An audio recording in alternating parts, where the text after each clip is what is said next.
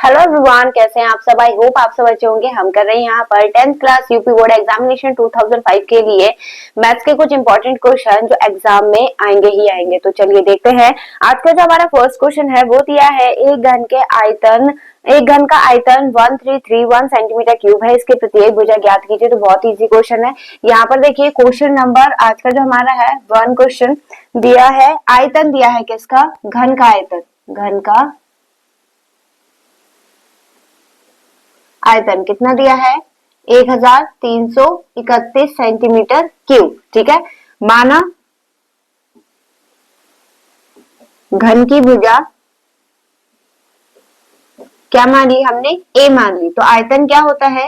A cube is equal to 1331। ठीक है। Cube हटेगा तो क्यूब की जगह पर चढ़ जाएगा घनमूल, यानी क्यूब रूट चढ़ेगा। क्यूब रूट होता है जिसमें तीन पेयर में से एक ही नंबर बाहर निकलेगा। तो इसे हम लिख सकते हैं 11 इंटू 11। तो ए की साइड कितनी आ जाएगी, यानी घन का जो भुजा है वो कितनी आ जाएगी? 11 सेंटीमीटर। ठीक है। इसे इस टाइप से करना था। आई होप आपको समझ में आया होगा। चलिए देखिएगा इसका नेक्स्ट क्वेश्चन। यहाँ पर दिया है यदि द्विघात समीकरण x square plus 3x minus P is equal to 0 का एक मूल 2 है तो p की वैल्यू क्या होगी? तो एक मूल हमें क्या दे रखा है? p दे रखा है। ठीक है। तो जो भी मूल दे रखा है हम उसे ही पुट करेंगे इक्वेशन में। तो क्वेश्चन 2 में हमें दिया है x square plus 3x minus P is equal to 0। ठीक है। एक मूल कौन सा गिवन है? समीकरण का एक मूल क्या गिवन है हमें? 2। ठीक है। तो x की जगह पर क्या रखने पर? 2 रखने पर। ठीक है। तो 2 पुट कर दीजिए। 2 की power 2 plus 3 into 2 minus P is equal to 0। P को इधर ले जाएंगे तो ये हो जाएगा 2 का स्क्वायर यानी 4 प्लस 6। पी की वैल्यू कितनी आ गई? 10। ठीक है। तो इस टाइप से करना था। आई होप आपको समझ में आया होगा। चलिए बढ़ेंगे इसके नेक्स्ट क्वेश्चन पर। देखिएगा हमारा नेक्स्ट क्वेश्चन, क्वेश्चन नंबर 3 दे रखा है हमें। क्वेश्चन नंबर 3 है cos theta is equal to 15/17। ठीक है। और हमें वैल्यू फाइंड करनी है साइन थीटा की। तो कैसे फाइंड करेंगे? क्योंकि इस टाइप के क्वेश्चन में आपको पीजीटी यानी पाइथागोरस लगानी होगी। तो हम यहाँ पर एक छोटा सा ट्राइंगल बना लेते हैं। ये क्या होता है? ये होता है आधार बटे कर्ण। ठीक है। तो आधार कितना दिया है? 15 और कर्ण कितना है? 17। तो पहले तो पाइथागोरस लगाकर हम इसकी जो आधार है वो फाइंड करेंगे। ठीक है। ये है आधार और ये है फाइंड करना है हमें लंब इसका। तो पाइथागोरस क्या होगी? कर्ण का स्क्वायर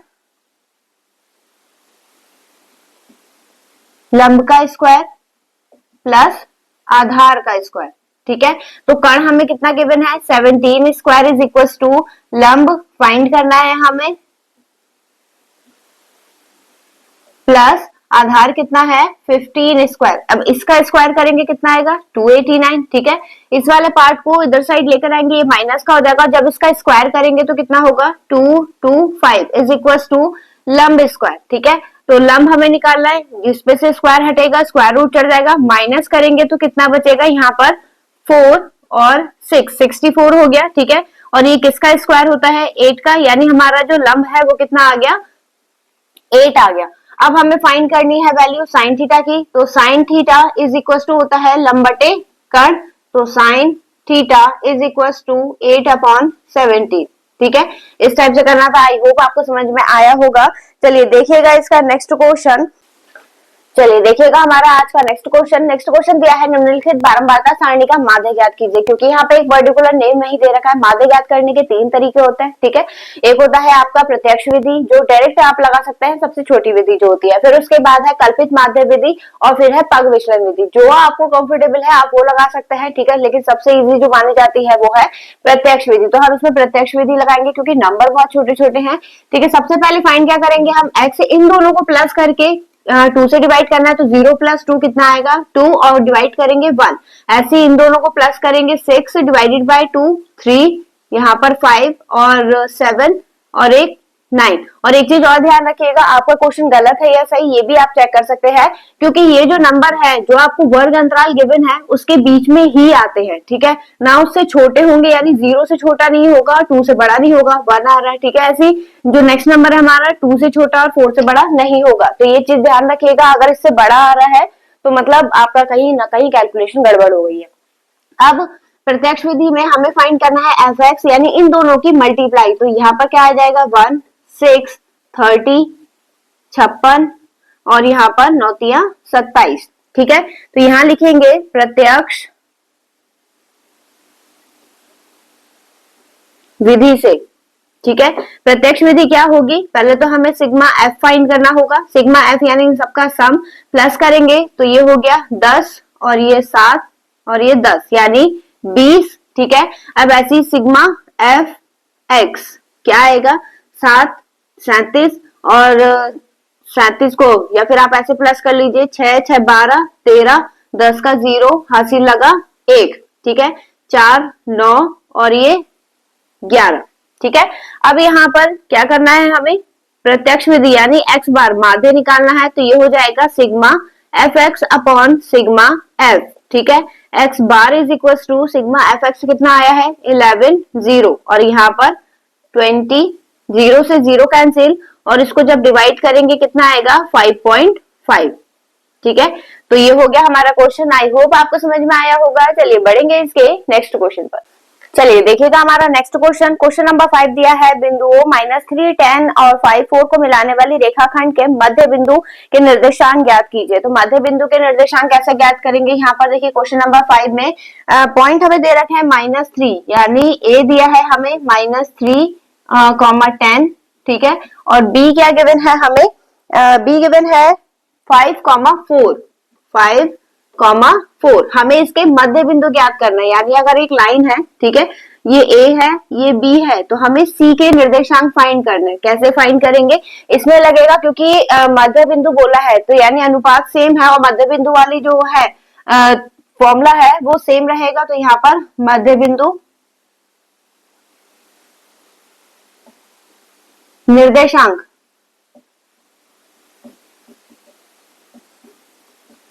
क्या हो जाएगा, यहाँ पर ये होगा सी के हमें फाइंड करना है, तो सी के x, y, क्योंकि दोनों निर्देशांक फाइंड करने तो दोनों साथ में लेके चलेंगे, ठीक है। ये हो जाएगा x1 प्लस x2 अपॉन 2 और यहाँ पर y1 प्लस y2 अपॉन 2, ठीक है। यहाँ पर फाइंड कर लीजिए c ब्रैकेट में x, y, x1 ये हो गया x1, ये y1, x2 y2, ठीक है। तो यहाँ पर रखेंगे -3 है तो -3 प्लस 5 अपॉन 2, y की वैल्यू 10 प्लस 4 अपॉन 2, ठीक है। तो ये हो जाएगा, यहाँ पर माइनस करेंगे तो ये बचेगा 2 अपॉन 2, 14 अपॉन 2, कट करेंगे तो ये आ गया 1, ये आ गया 7। तो C के निर्देशांक क्या आ गए, x, y is equal to आ गया 1, 7, ठीक है। तो ये हमारा आंसर हो गया। आई होप आपको समझ में आया होगा। चलिए बढ़ेंगे इसके नेक्स्ट क्वेश्चन पर। देखिएगा हमारा क्वेश्चन नंबर 6। क्वेश्चन नंबर 6 में दिया है, यदि बिंदुओं -1, -3 तथा x और 9 के बीच की दूरी 13 मात्रक है तो x का मान ज्ञात कीजिए। तो यहाँ पर देखिए निर्देशांक क्या दे रखे हैं, a के निर्देशांक यहाँ पर मेंशन कर लेते हैं।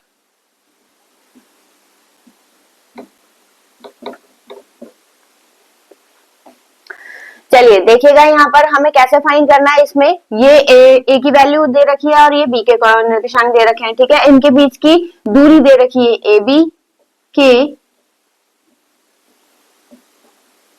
बीच की दूरी क्या दे रखी है हमें, 13 मात्रक, ठीक है। अब यहाँ पर इसकी दूरी का फॉर्मूला क्या होता है, तो दूरी का फॉर्मूला होता है, यहाँ पर लगाएंगे हम रूट में x2 माइनस x1 का स्क्वायर, ठीक है, प्लस y2 माइनस y1 का स्क्वायर इज इक्वल टू 13, ठीक। अब दोनों पक्षों पे वर्क करेंगे, रूट हट जाएगा और वैल्यू पुट करेंगे, ठीक है। तो पहले तो वैल्यू पुट कर देते हैं इसमें, ये हो गया x1 y1 x2 y2, तो x2 कितना दिया है x माइनस और ये भी माइनस का है तो ये प्लस का हो जाएगा, ठीक है, स्क्वायर प्लस यहाँ पर y2 9 माइनस और ये माइनस का plus 3 square is equal to 13, ठीक है। दोनों पक्षों का वर्ग करने पर, ठीक है, जब वर्ग करेंगे इस पे से तो स्क्वायर रूट हट जाएगा, इस पर स्क्वायर चढ़ जाएगा, तो ये आ जाएगा x प्लस 1 का स्क्वायर प्लस इसका हो जाएगा 12 का square is equal to 13 square, ठीक है। इसे ले जाकर इधर माइनस करेंगे तो x प्लस 1 का स्क्वायर इज इक्वल टू 13 का 169 माइनस 144, ठीक है। x plus 1 square is equal to ये हो जाएगा 5 और यहाँ पर कितना आ गया 2, इस पे से स्क्वायर हटाएंगे ये आएगा स्क्वायर रूट, तो x plus 1 is equal to root में 25, क्योंकि हम यहाँ पर निर्देशांक फाइंड कर रहे हैं, ठीक है। ये कंडीशन डिपेंड करती है, जब निर्देशांक हम फाइंड करते हैं तो उसमें प्लस की वैल्यू भी होती है माइनस की, इसलिए ध्यान रखिएगा जब निर्देशांक में आप रूट से कोई नंबर निकालते हैं बाहर तो प्लस माइनस दोनों में बाहर निकलता है, तो ये हो जाएगा x plus 1 is equal two plus minus 5, ठीक है। अब यहाँ पर एक बार आप प्लस लेकर दिखा दीजिए, क्योंकि दो निर्देशांक हो सकते हैं, तो x की वैल्यू ये हो जाएगा प्लस लेने पर, ठीक है। तो यहाँ पर ये 1 को इधर लेकर जाएंगे तो ये प्लस का 5 माइनस का 1, x इज इक्वल टू कितना आ गया 4, ठीक है। और जब हम निगेटिव लेके चलेंगे तो लेने पर क्या हो जाएगा x is equal to minus 5 minus 1, यानी x की वैल्यू कितनी आ गई -6। तो ये ध्यान रखिएगा निर्देशांक वाले सारे क्वेश्चन में आपको प्लस, जब भी रूट से बाहर निकलेगा तो प्लस माइनस दोनों निकलेगा। तो आई होप आपको इससे कोई हेल्प मिली होगी। आपको वीडियो कैसी लगी कमेंट सेक्शन में जरूर बताइएगा, और हाँ, नेक्स्ट वीडियो की अपडेट पाने के लिए वीडियो को लाइक, चैनल को सब्सक्राइब करना ना भूले। चलिए मिलेंगे ऐसे नेक्स्ट वीडियो में और भी मोस्ट इंपोर्टेंट क्वेश्चन के साथ। चलिए धन्यवाद।